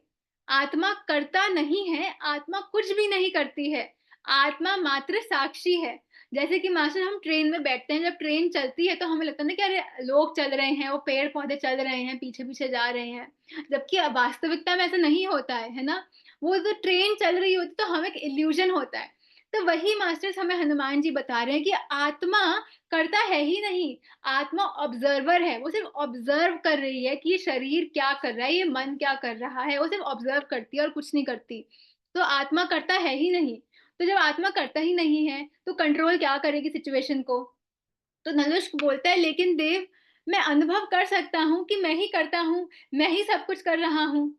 तो हनुमान जी ने बड़े शांति के साथ बोला, जैसा कि मैंने आपको कुछ देर पहले बताया, जो विचार हैं, हमारे थॉट्स हैं, वो भी ऑब्जेक्ट हैं, वस्तुएँ हैं। ऐसी अमूर्त वस्तुएँ जो आपके चारों ओर तैर रही हैं। जैसे शरीर एक पत्थर का उपयोग करके पेड़ के पत्तों और फलों को स्पीड दे देता है, गतिमान करता है, वैसे ही मन विचारों का उपयोग करके तन के अंगों को गतिमान कर सकता है। यानी कि जैसे कि हम पत्थर फेंकते हैं, हमारा बॉडी है ना, हमारा शरीर, हमारे हाथ एक पेड़ पे पत्थर फेंकेगा, तो क्या होगा? वो पत्ते उसके हिलने लगेंगे, है ना? तो इसमें क्या होगा? स्पीड आएगी। वो हिल रहे हैं, फ्रूट्स हिल रहे हैं, चाहे वो गिर भी जाएँगे। तो वही वो बता रहे हैं कि जैसे फ्रूट्स गिर जाएँगे क्योंकि बाहर से एक वो हुई है, वैसे ही आपका मन है। मन आपके विचारों को करके आपकी बॉडी को हिला चलाता है। तो वो बता रहे हैं। तो वो कहते हैं कि आपका तन और मन बिल्कुल संयुक्त रूप से दृश्य में जो मौजूद बाकी चीज़ों के साथ मिलकर काम करते हैं। और इस क्रिया से जो ये काम हो रहा है, इससे आत्मा का कोई लेना-देना नहीं है। आत्मा केवल सब कुछ होते हुए देखती है, आत्मा कुछ नहीं करती है। वो बस देख रही है कैसे मन है, विचार हैं, वो उनकी हेल्थ से, बॉडी से काम करवा रहा है। पर आत्मा सिर्फ़ देख रही है, वो कुछ नहीं कर रही है, ना वो कुछ सोच रही है। तो धनुष बोलते हैं, फिर पूछते हैं, फिर मुझे क्यों लगता है कि मैं ही सब कुछ कर रहा हूँ देव? हनुमान जी कहते हैं, क्योंकि आप उस किरदार से जुड़े हुए हैं, जो सब कुछ कर रहा है, उस किरदार से, यानी धनुष से। अंदर तो आत्मा है ना, वो देख रही है, पर अभी क्या आप जुड़े हुए उस किरदार से। आत्मा के साथ भी ऐसा ही होता है। एक दृश्य की लिंक कुंजी में दृश्य के किरदार के जो पास्ट की इंफॉर्मेशन है, वो स्टोर्ड होती है, और वो जानकारी धारण करते ही आत्मा उस किरदार से जुड़ जाती है। उसे ऐसे लगने लगता है कि वो खुद एक किरदार है, दर्शक नहीं। मीन्स आत्मा पे परत पड़ जाती है, उसको लगता है कि वो काम कर रहा है, वही एक्टर है, ऑडियंस नहीं। जबकि वास्तविकता में जो आत्मा है, वो ऑडियंस है, वो सिर्फ देख रही है। तो धनुष पूछता है कि इसका मतलब तो ये हुआ कि आत्मा की कोई खुद की इच्छा ही नहीं है देव। काल आकाश का जो ये रंगमंच है, इसमें जो भी घटित घटित हो रहा है, वो पहले से ही घटित हो चुका है। और आत्मा एक किरदार के साथ जुड़ गई तो समझो लंबी फँस गई। चाहे वो किरदार खुशी को फ़ील कर रहा हो या दुःख को, आत्मा को बस वही अनुभव करते चले जाना है। तो हनुमान जी बोलते हैं, ब्रह्मांड में तो बहुत सारे अनंत किरदार हैं। आप एक ही किरदार से क्यों जुड़े रहना चाहते हैं? आप यानी आपकी आत्मा एक किरदार से अलग होकर किसी दूसरे किरदार से जुड़ने के लिए इंडिपेंडेंट है, स्वतंत्र है। तो धनुष कहता है, लेकिन कैसे देव? ये कैसे हो सकता है? तो हनुमान जी बोलते हैं कि आपकी आत्मा जानती है कि कैसे किरदार से जुड़ना है और कैसे अलग होना है। आपकी आत्मा परम भाषा जानती है। आपकी आत्मा जानती है कि लिंग कुंजी कैसे काम करती है। लेकिन इस समय आपकी आत्मा सुप्त है, सो रही है। जैसे ही आपकी आत्मा जाग जाएगी, इस इच्छा का प्रयोग करने लगेगी। तो सुप्त आत्मा एक ही किरदार के साथ चलती चली जाती है और इस किरदार की जो क्या कहते हैं ना, अगर आप कहें कि अगर ये मूवी चल रही है, तो ये इस एक कैरेक्टर की मूवी लिखी जा चुकी है, उसका स्क्रीन प्ले लिखा जा चुका है। लेकिन आत्मा एक स्टोरी से दूसरी स्टोरी में और एक कैरेक्टर से दूसरे कैरेक्टर में प्रवेश करते हुए अपनी यात्रा खुद वो डिसाइड करती है। वो हनुमान जी कहते हैं कि आप एक आत्मा हैं, आप जागिए, किरदार की कॉपी मत कीजिए, है ना? वो कि जब हम वो कहता है कि हम ना तो जुड़ जाते हैं अपने जब जैसे मूवी देखते हैं तो हम कैसे जुड़ जाते हैं ना कि ये मेरी लाइफ़ है, मैं इसका हीरो हूँ, फिर आप उससे जुड़ जाते हो बिल्कुल कि ये तो मैं ही कर रहा हूँ, मैं ही शाहरुख खान हूँ, मैं ही कर रहा हूँ। हनुमान जी बोलते हैं कि जब आप कोई मूवी देखते हैं, जैसे सपोज़ हमने स्पाइडरमैन देखी, ठीक है? तो स्पाइडरमैन में क्या होता है, आप जब उसकी बचपन की कहानी देखते हो बड़ा रिलेट करते हो, हाँ यार इससे बहुत बुरा हुआ है, इसके माता-पिता नहीं थे, ये वो। फिर जब वो विलेन से लड़ता है, विलेन उसको मारता है, आपके मन में होता है चोट लग गई, नहीं, नहीं, नहीं। जब स्पाइडरमैन मारता है तो आपको लगता है यस, यस इसके आपने ही मारा होता नहीं है। मूवी देखकर आप भी इमेजिन करते हो कि मैं भी इस दुनिया को बचा रहा हूँ, एक कोई विलेन आया मैं बचा रहा हूँ, होता है ना? जब स्पाइडरमैन या कोई भी हीरो एक डायलॉग बोलता है, तो आप भी सीटी बजा के बोलते हो, अरे यार मेरे मन में भी यही था एक डायलॉग, है ना? तो वैसे ही आप एक अटैच हो जाते हो उस किरदार के साथ। लेकिन क्या होता है जब मूवी खत्म होती है, आप ये कहते हो अरे तो मूवी थी खत्म हो गई, आप थिएटर से बाहर आ जाते हो। लेकिन यहाँ क्या होता है आत्मा सुप्त है, तो अपने आप को ही मानती कि मैं ही सब कर रहा हूँ, मैं कर रहा हूँ, मैं हूँ, मैं ये आन्या हूँ, मैं बात कर रही हूँ। जबकि आन्या जो आत्मा है अल्टीमेटली वो कुछ कर ही नहीं रही है। ये मन करवा रहा है इस तन से। आत्मा बस एक ऑडियंस है, वो देख रही है। तो इसीलिए हनुमान जी कहते हैं कि आप जागिए, किसी की कॉपी मत कीजिए, आप जागिए। तो अब क्या होता है अब जो होता है कि धनुष की जो होता है ना, ये सोचकर बड़ा ही एक्साइटेड हो जाता है, उत्साहित हो जाता है कि हनुमान जी देवताओं के लोक से कुछ विशेष दृश्य दिखाने वाले हैं। क्योंकि हनुमान जी कहते हैं कि मैं आपको कुछ दृश्य दिखाऊँगा। तो उसने नहीं सोचा था कि उसको लगा था कि कुछ बड़े अच्छे दृश्य दिखाएँगे देवताओं के, अलग लोक के जो अर्थ से भी परे है। उसने नहीं सोचा था कि उसका खुद का तन-मन ज्ञान का साधन बनने वाला था, यानी कि हनुमान जी अब उसकी बॉडी से, उसके मन से का के थ्रू एग्ज़ाम्पल देने वाले हैं। तो अचानक से क्या होता है ना धनुष ने अपना गला पकड़ लिया और बोलता है पानी! उसके गले में जैसे कि ना आग लग गई थी, बिल्कुल उसको बड़ी प्यास वो कह रहा है पानी! तो जो उर्वा था, वो अपने बेस्ट फ्रेंड को पानी देने के लिए खड़ा हुआ कि चलो मैं उसका तो बेस्ट फ्रेंड था कि मैं पानी देता हूँ। तो जैसे ही वो खड़ा होता है, हनुमान जी बोलते हैं उर्वा को रुको और वो उर्वा को ठहरने का निर्देश देते हैं। अब उर्वा ने तो अब उर्वा कुछ समझ जाता है। उर्वा ने धनुष को सलाह दी कि तुम इस दृश्य से खुद को अनासक्त करो धनु, यानी कि इस दृश्य से खुद को डिटैच करो। अभी तुम अटैच हो, डिटैच करो। तो फिर हनुमान जी ने कहा, प्रेज़ेंट मोमेंट में आपकी आत्मा एक ऐसे किरदार से जुड़ी है जो प्यासा है। आप यानी आपकी आत्मा प्रेजेंट दृश्य के बारे में कुछ भी नहीं कर सकती, लेकिन निश्चित रूप से अपना अगला दृश्य इससे बेहतर चुन सकती है। ऐसा आप क्यों नहीं कर पा रहे हैं? क्योंकि आप प्रेजेंट किरदार से इतने अधिक जुड़े हुए हैं कि आप अगला दृश्य भी किरदार की पटकथा से ही चुन रहे हैं, ना कि अपनी इच्छा से। यानी कि जो आपका कैरेक्टर चाह रहा है, जो किरदार चाह रहा है, उसके हिसाब से आप करें, ना कि अपनी इच्छा से यानी आत्मा से। तो अब वो कहते हैं, मुझे बताओ धनुष्क, आप अपना अगला दृश्य कैसा चाहते हैं? तो धनुष्क बोलता है, देव, मैं एक आत्मा हूँ और इस प्रेज़ेंट में धनुष्क नाम का एक प्यासे किरदार से जुड़ा हुआ हूँ, और मैं चाहता हूँ कि अगले दृश्य में पानी का एक कटोरा मेरे किरदार के होठों पर हो। तो हनुमान जी ने बोला, ये तो किरदार की इच्छा है ना, आपकी नहीं। और किरदार की स्वयं की इच्छा नहीं, भ्रम होती है। उसकी पटकथा तो पहले ही लिखी जा चुकी है, इसलिए किरदार जो भी चाहता है, वह उसे पटकथा का भाग हो जाता है। आपकी आत्मा अगला दृश्य चुने, तो कम से कम अपनी प्यास बुझा रहे। दृश्य तो बेहतर दृश्य ही चुनेंगे। तो आइए फिर। तो अब क्या होता है ना, धनुष बहुत परेशान हो रहा होता है, और धनुष कहता है, फिर मुझे क्या करना चाहिए देव, प्लीज मुझे बताएं।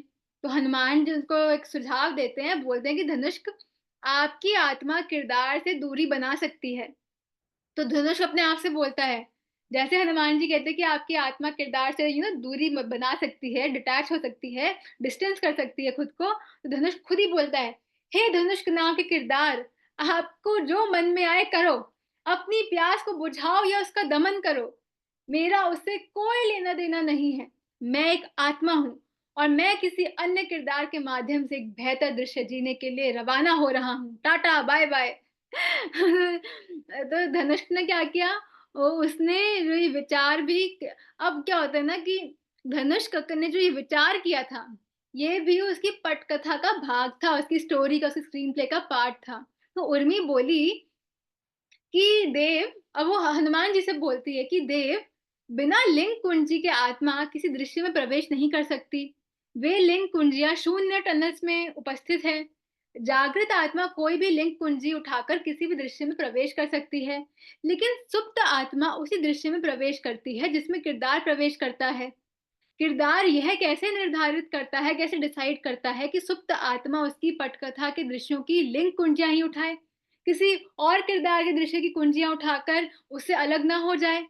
तो हनुमान जी बोलते हैं कि इन कुंजियों में जानकारी भरी है।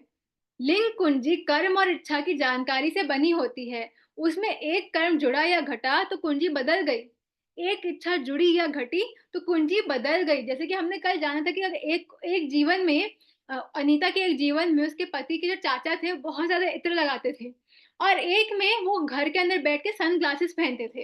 तो जरा सा भी हनुमान जी कह रहे, जरा से भी कर्म ऊपर नीचे हुआ, इच्छा ऊपर नीचे हुई, तो बिल्कुल ही वो अलग दृश्य हो जाएगा, बिल्कुल ही अलग रियलिटी हो जाएगी, जरा सा भी सूक्ष्म चेंजेस से भी। वो बोलते हैं कि जब एक आत्मा एक किरदार से जुड़ी हुई है, तो उसे अगले दृश्य में जाने के लिए वर्तमान लिंग कुंजी में एक कर्म या इच्छा को घटाने बढ़ाने से अगले दृश्य की लिंग कुंजी मिल जाती है। और घटाने बढ़ाने के लिए वे एक दो कर्म या इच्छाएं भी सुप्त आत्मा खुद नहीं चुनती, वो केवल किरदार की कर्म और इच्छाओं की कॉपी करती है। तो वो पूछते हैं कि जो मातंग सब वहाँ बैठे होते हैं, वो पूछते हैं कि क्यों देव? कैसे? किरदार की इच्छा या कर्म का कॉपी करने का क्या अर्थ है? तो हनुमान जी बोलते हैं धनुष के पास जाते हुए कि धनुष के जीवन का जो प्रेज़ेंट दृश्य ले लीजिए, उसके किरदार की क्या इच्छा है? तो क्या कहते हैं, हनुमान जी बड़े स्माइल करते हुए बोलते हैं कि जो वर्तमान दृश्य में, यानी प्रेजेंट सीन में, धनुष के किरदार की दो इच्छाएं हैं। एक, वो प्यास को बुझा सके, है ना, वो अब चाहते कि अपनी प्यास को बुझाना चाहता है। और दूसरा, वो मेरे साथ बेहतर ढंग से जुड़ने की इच्छा रखता है, ताकि वो मेरी वाणी को अच्छे से सुन सके और ज्ञान प्राप्त कर सके। कृपया ध्यान दें, ये दोनों वास्तव में उसके किरदार की इच्छाएं हैं, उसकी आत्मा की नहीं। उसकी आत्मा, वो कहते हैं कि उसकी आत्मा, या वो चाहे तो इन इच्छाओं को धारण ना करके प्रेजेंट किरदार से अलग हो सकता है, परंतु वो ऐसा नहीं कर रहा है। उसकी आत्मा, और वो इन दोनों इच्छाओं में से एक का चुनाव भी स्वयं नहीं कर रहा है। वो चुनाव भी उसका कैरेक्टर, वो किरदार कर रहा है। तो आत्मा नहीं कर रही है, वो किरदार ही कर रहा है। और इसी को कहते हैं कॉपी करना। यानी उसकी आत्मा केवल किरदार की इच्छाओं की कॉपी कर रही है। जो जैसे नकलची बंदर होता है ना, बंदर हम जो करते हैं, बंदर भी वही करता है। तो वही आत्मा की खुद की इच्छा नहीं है, जो उसका कैरेक्टर चाह रहा है, वही उसकी आत्मा भी वो उसको कॉपी कर रही है। तो अब वो बोलते हैं हनुमान जी की ध्यान दें, किरदार वास्तव में आत्मा की इच्छा की आपूर्ति नहीं कर रहा है। आत्मा सदा शून्य सुरंग में रहती है, जबकि किरदार काल आकाश के मंच पर। और आत्मा की इच्छाओं और किरदार की इच्छाओं में अब आप डिफरेंस समझें। काल आकाश के मंच पर पास्ट, प्रेजेंट, फ्यूचर में घटित हो रहे सभी दृश्यों की जानकारी शून्य सुरंगों में, जो शून्य टनल्स हैं, उनमें पहले ही मौजूद है, उपलब्ध है। और उसी जानकारी से लिंक कुंजियां बनती हैं। वह जानकारी परम भाषा में स्टोर्ड है। और उस जानकारी के दो चर हैं, कर्म और इच्छाएं। आत्मा सीधा शून्य सुरंगों से इच्छाएं धारण करती है, जबकि किरदार की इच्छाएं विचारों के रूप में प्रेजेंट होती हैं। विचार वस्तुएं ही हैं, लेकिन अमूर्त वस्तुएं, जो हम टच नहीं कर सकते, वो अमूर्त वस्तुएं। और वस्तुएं काल आकाश के अंदर ही एग्जिस्ट करती हैं।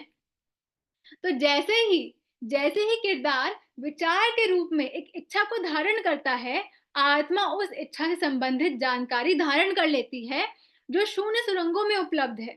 और इस तरह जो सुप्त आत्मा है, वो किरदार की इच्छा की कॉपी करती है। और कर्म के साथ भी ऐसा ही होता है, हनुमान जी कह रहे सिर्फ इच्छाओं के साथ नहीं होता, कर्म के साथ भी ऐसा ही होता है। जैसे ही किरदार कुछ करता है, आत्मा उस कर्म की वो जानकारी धारण कर लेती है, जो शून्य सुरंगों में प्रेजेंट है, एग्जिस्ट करती है। और इस तरह सुप्त आत्मा किरदार के कर्म की कॉपी करती है। ये हमें हनुमान जी बता रहे हैं कि चाहे कर्म हो चाहे इच्छा हो, ऐसे करके आत्मा उसकी कॉपी कर लेती है। तो जो आत्मा खुद से वो नहीं कर रही, जो मन जो करवा रहा है, वो इसको कॉपी करती है और उसको उसकी इच्छा को ही अपनी इच्छा मान लेती है। आगे वो बोलते हैं कि आत्मा चाहे तो शून्य सुरंगों में उपलब्ध इच्छाओं के असीमित, इस अनलिमिटेड भंडार में से किसी भी इच्छा को चुन सकती है।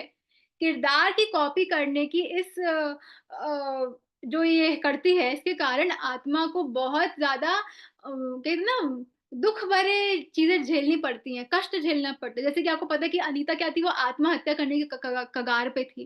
क्यों? क्योंकि उसकी आत्मा सुप्त थी। वो इसी को कॉपी करती, जो किरदार कर रहा है।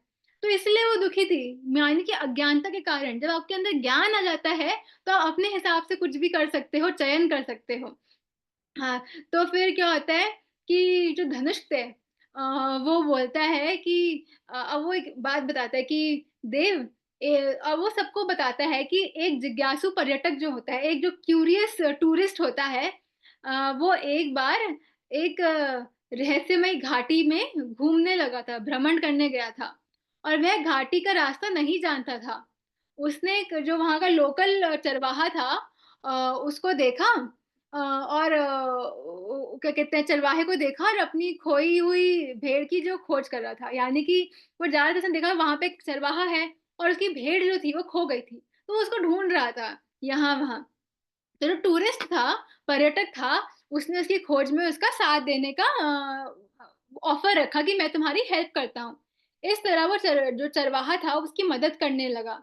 और वो अब क्या था ना, इस तरह वो चरवाहे की मदद भी कर सकता था और जो घाटी घूम भी सकता था, जो उसकी अपनी इच्छा पूरी कर सकता था, है ना? उसकी इच्छा क्या थी कि मैं घाटी घूमूँ, लेकिन उसको घाटी के रास्ते नहीं पता थे। तो उसने सोचा कि मैं इस चरवाहे की भेड़ ढूँढने में मदद करूँगा, इसी बहाने मैं घाटी घूम लूँगा। तो अब क्या होता है ना, धनुष हमें स्टोरी ही बता रहे हैं, तो वो बोलते हैं कि वे 2 असाधारण साथी, असाधारण थे, वो तो टूरिस्ट था, कहाँ वो एक लोकल चरवाहा था। वो घाटी में घूमते रहे, एक अपनी भेड़ की खोज में और दूसरा उस आकर्षक स्थान के दर्शन के लिए। तो जो चरवाहा था, वो अपने घर चलने लगा। लेकिन जो टूरिस्ट था, क्या हुआ ना कि वो बहुत ढूँढने लगे और उसको उसने छोड़ दिया कि अब तो शाम हो गई है और भेड़ मिल नहीं रही है। तो जो चरवाहा था, उसने सोचा कि अब तो मिल नहीं रही, तो मैं घर चलता हूँ। तो जो चरवाहा था, वो अपने घर जाने लगा। तो जो पर्यटक था, जो टूरिस्ट था, वो भी उसके साथ ही चला गया और रात में उसी के घर ठहरा। अगले दिन चरवाहा अपनी भेड़ों को चराने और बाकी काम करने के लिए निकला। तो जो टूरिस्ट था, वो भी उसके साथ ही चला गया। और जो पर्यटक था, घाटी में घूमने के एक होता है ना कि लत लग गई है, तो उसे अब घाटी घूमने का बड़ा अच्छा एन्जॉय करने लगा कि अरे मज़ा आ रहा है घाटी घूमने में। तो वो भी ऐसे घाटी घूमने लगा कि मज़ा आ रहा है, मज़ा आ रहा है। तो क्या हुआ ना, अब क्या हुआ ना कि अब वो परेशान होने लगा घूम-घूम करके। अब तो सब एन्जॉय करते कि कितनी सुंदर घाटी है, बहुत सुंदर है। लेकिन क्योंकि चरवाहे के साथ जाता था तो अब देखता था कि कितनी डिफ़िकल्टीज़ भी हैं यहाँ पर और बहुत थक जाता था। तो चरवाहे ने पर्यटक को इसमें अपने साथ ले लिया कि वो भेड़ों की देखभाल करने में उसकी सहायता करें, है ना? तो अब पर्यटक जो चरवाहे ने उससे डील कर ली कि मेरी भेड़ों को देखने में तुम मेरी हेल्प करो कि उनकी देखभाल करने में। तो पर्यटक जो था, अब पर्यटक को चरवाहे का काम करना तो आता नहीं था, है ना? वो तो टूरिस्ट था। हाँ, अगर मैं मु आपको कोई बोलेगा कि चलो ये चरवाहे का काम आप कर पाओगे? नहीं, आपको आता नहीं है। तो इसलिए उसने चरवाहे की कॉपी करनी शुरू कर दी, नकल करनी शुरू कर दी, है ना? कि चरवाहा ऐसे कर रहा तो मैं भी ऐसा करूँ। हम नकल करके सीखते हैं ना मास्टर्स। तो वो न उसे काम आता नहीं था तो वो चरवाहे की नकल करने लगा। उसकी कॉपी करने लगा। कई दिनों तक ऐसा चलता रहा और बाद में ऐसा वो कॉपी रोज़ करता रहा, रोज़ उसको कॉपी करता रहा और करते-करते लास्ट में क्या हुआ वो भूल गया कि वो पर्यटक है, वो एक टूरिस्ट है। वो उसको ये याद ही नहीं था। वो भूल गया था कि वो टूरिस्ट है, चरवाहा नहीं। वो अपनी वास्तविक पहचान जो है भूल गया। और एक बार वापस एक पर्यटक बन सकता है। अब क्या हो रहा है ना कि वो भूल गया है कि वो एक पर्यटक है क्योंकि वो इतनी एक्टिंग कर रहा था चरवाहा बनने की तो उसको लगा कि मैं चरवाहा हूँ। सोचिए मासिस कहाँ एक टूरिस्ट है, एक अमीर इंसान है, घूम रहा है और कहाँ उसकी मैं वो भूल गया है, वो काम क क्योंकि इतना कॉपी कर रहा है, वही कर रहा है, उसको लगा कि मैं ही अब एक चरवाहा हूँ। अब क्या हो रहा है, अब अब क्या हो रहा है कि वो सब कुछ छोड़ सकता है। और एक बार वापस एक पर्यटक बन सकता है और किसी अन्य पर्यटक स्थल का आनंद लेने जा सकता है ना। वो जाके यहाँ छोड़ दे ना और कहीं और जाए घूमने, कश्मीर गया, वो केरला चला जाए घूमने, कर सकता है। उसकी लेकिन अज्ञानता के अलावा उसे कोई नहीं रोक रहा है। यहाँ उसे कौन रोक रहा है? कोई रोक रहा है? नहीं रोक रहा। तो यहाँ पे क्या हो रहा है, उसकी अज्ञानता उसको रोक रही है, वरना वो चाहे तो जा सकता है छोड़कर। अगर भाग्य उसका साथ दे, तो उसे कोई गुरु मिल जाए, जो उसे ज्ञान करा दे कि वो वास्तव में कौन है। नहीं तो वो अनंत काल तक घाटी में ही भटकता रहेगा, है ना? अगर अज्ञानता की वजह से घूमता ही रहेगा, कोई गुरु मिल जाए तो गुरु उसको ज्ञान दे देंगे कि भाई तुम चरवाहे नहीं हो, तुम एक टूरिस्ट हो और तुम यहाँ से जा सकते हो, कहीं और जाओ घूमने-फिरने, एन्जॉय करने। लेकिन अभी वो अज्ञानता ही तो है, जो उसे रोक के रख रही है। तो अब जो हनुमान जी होते हैं बोलते हैं वेरी गुड धनुष कि धनुष की स्टोरी सुनाई थी। तो हनुमान जी कहते हैं कि इस दृश्य में, इस सादृश्य में पर्यटक आत्मा है और चरवाहा किरदार है, जो कैरेक्टर जो रोल हम प्ले कर रहे हैं। ब्रह्मांड में घटित हो रहे दृश्यों को जीने के लिए एक आत्मा को एक किरदार से जुड़ना पड़ता है।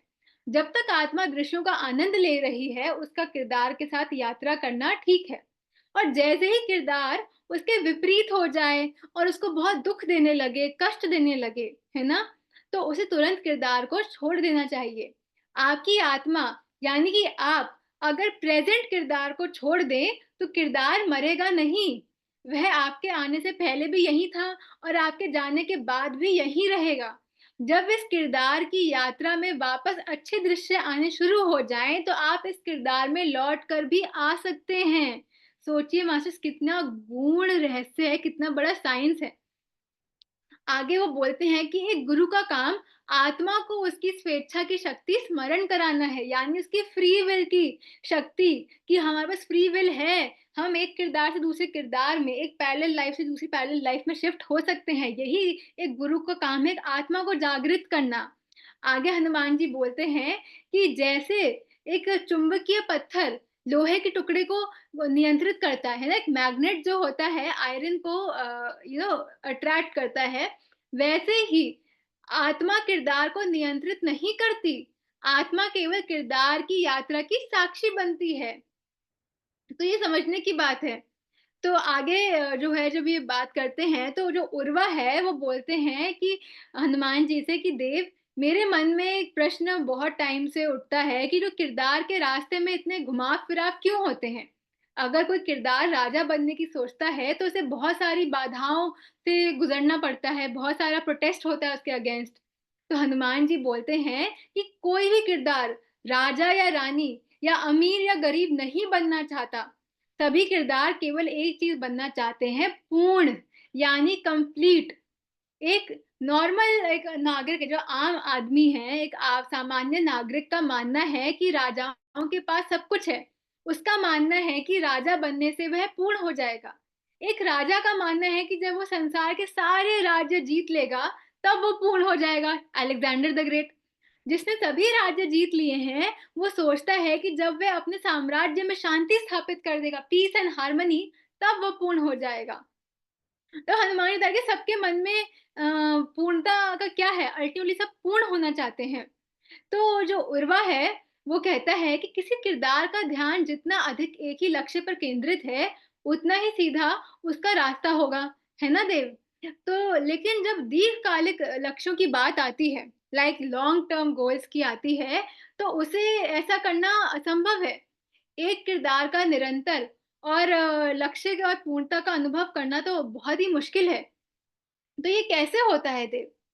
अब मैं अपनी वाणी को विराम देती हूँ, क्योंकि अभी टाइम हो गया है मास्टर्स, तो बहुत डीप ज्ञान भी हो गया है। तो अगर आप कुछ पूछना चाहते हैं, शेयर करना चाहते हैं तो कर सकते हैं, नहीं तो आज का हम ये सेशन एंड करते हैं और हम मिलेंगे अगले मंडे और ट्यूसडे को। तो मास्टर्स, ये था भाग 2। भाग 2 में हमारा नेक्स्ट जो चैप्टर थे। तो अगर आप कुछ शेयर करना चाहते हैं तो आप खुद को अनम्यूट कर सकते हैं और पूछ सकते हैं, शेयर कर सकते हैं। Thank you. Hi Anya ji. नमस्ते मैम। हाँ, मेरी एक क्वेरी थी। मतलब थोड़ा कंफ्यूजन है कि जो आप बोल रहे हो कि एक किरदार से दूसरे किरदार में हम जा सकते हैं, तो हाँ वो जी। मैं थोड़ा प्रैक्टिकली समझना चाहती हूँ। जैसे हम हमारी जो प्रैक्टिकल लाइफ है उसमें मैं समझना चाहती हूँ। वो एक था कि जो चरवाहा था और टूरिस्ट था उसका था, लेकिन अपनी प्रैक्टिकल लाइफ में वो एक से दूसरे किरदार में कैसे जा सकते हैं वो मुझे जानना तो वो मैम होगा टाइमलाइन शिफ्ट से। अगर आप पता हो कि जो टूरिस्ट था, वो अपने आप को चरवाहा मानने लगा था, क्योंकि वो वही लगातार कर रहा था। तो उसको क्या लगा कि मैं तो चरवाहा हूँ, जबकि असल में वो चरवाहा नहीं है, टूरिस्ट है। तो उसमें एक है। अज्ञानता की लेयर आ गई। तो बचपन से हम क्या देख रहे हैं कि ये मेरा शरीर है, मैं ये हूँ, मैं बहुत दुखी हूँ, मैं दुखी हूँ। लेकिन जब हम में जागृति आती है ना, तो हम अपनी सिचुएशन बदल सकते हैं। जो हम कहते हैं मैनिफेस्ट करो, मैनिफेस्ट करो, तो वही है। लेकिन यहाँ पे क्या हो रहा है ना, हनुमान जी बता रहे हैं कि हमारी पैरेलल रियलिटीज हैं। जैसे कि एक रियलिटी में एक इंसान के पास बहुत पैसा है, वो बहुत खुश है। दूसरी रियलिटी में उसके पास बहुत पैसा है लेकिन वो दुखी है। तीसरी रियलिटी में उसके पास पैसा नहीं है लेकिन वो खुश है। मतलब कि हल्की हल्की चीजें हैं। हनुमान जी कह रहे हैं कि सारी लाइव्स एग्जिस्ट करती हैं, लेकिन हम टाइमलाइन शिफ्ट करते हैं। तो यानी कि जब आपकी आत्मा को जागृति आएगी ना, तो क्या करेगी, आपका ये शरीर जो है छोड़ देगी। और दूसरी एक आप ही की पैरेलल लाइफ है, जिसमें आपका नाम डॉक्टर रागिनी ही है। सब कुछ सेम है, थोड़ा बहुत अलग होगा उसमें, क्या पता आप अंबानी हो। तो आपकी आत्मा वहां शिफ्ट करके उस दूसरी शरीर में चली जाएगी। वो शरीर का नाम भी डॉक्टर रागिनी है, वो भी आप ही की तरह दिख रही हैं, सब कुछ वही फैमिली है।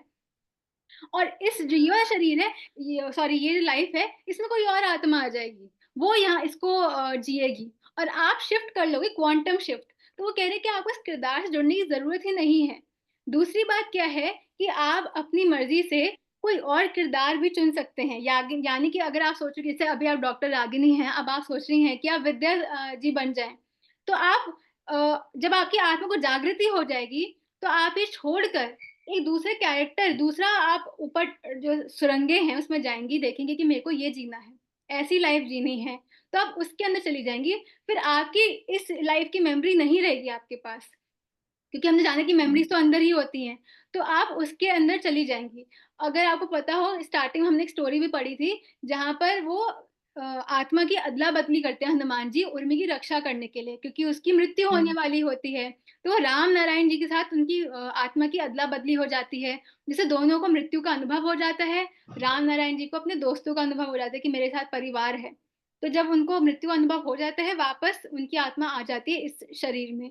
तो वो यही बता रहे हैं कि हम एक कैरेक्टर भी चेंज कर सकते हैं। जैसे कि अभी मैं आन्या हूँ, जो मैं यानी कि आत्मा है, इस क्षण आन्या को छोड़ के करीना कपूर की लाइफ जी सकती हूँ।